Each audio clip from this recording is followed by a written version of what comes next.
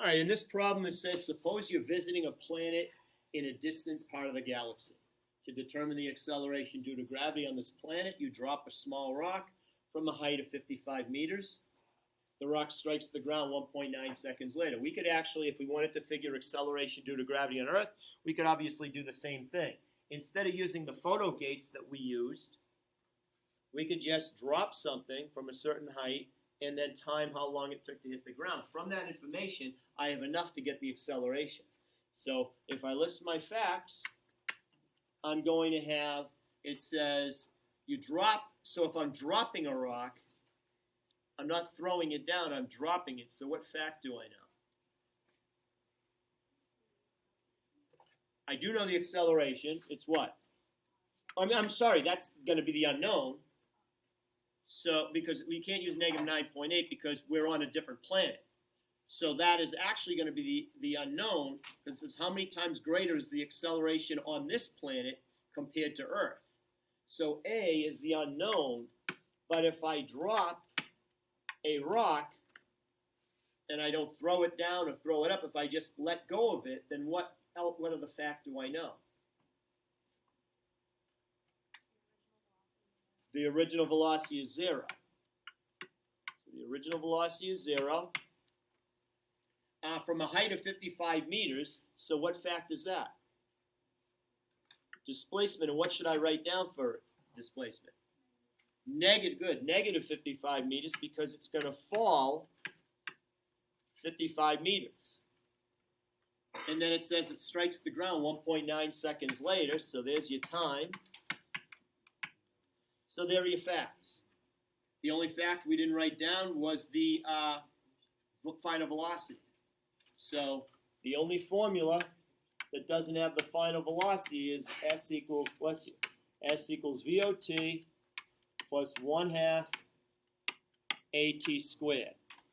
Like I said before, every time I see this formula, I look to see if something's 0, because oftentimes the original velocity is 0, or sometimes you'll see that the acceleration is 0 when the object's moving at a constant speed.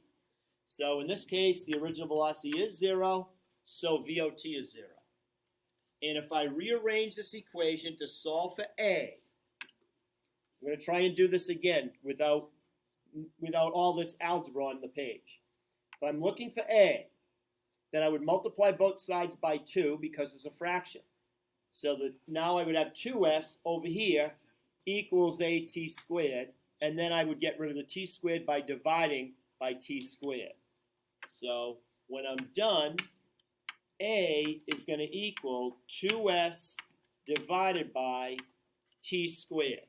That's how you should have it written when you rearrange this equation. And so then plug in the numbers. So I'm going to have 2s over t squared. So negative 55 meters goes right there. And the time 1.9 seconds goes there. So my answer will come out to be negative because it is accelerating down. And if you do 2 times negative 55, so I need to do this out, 2 times 55 divided by 1.9 squared, and I get 30.47 or 30.5, negative 30.5 meters per second squared. Now the question said, how many times greater is that acceleration compared to Earth? So I just have to take that number and divide by acceleration on the Earth. So that is going to be negative 30.5 meters per second squared divided by negative 9.8 meters per second squared. That will tell me how many times bigger it is on this planet. If I take that number, I'm not even going to divide it by 9.8. And it's 3.1 times greater.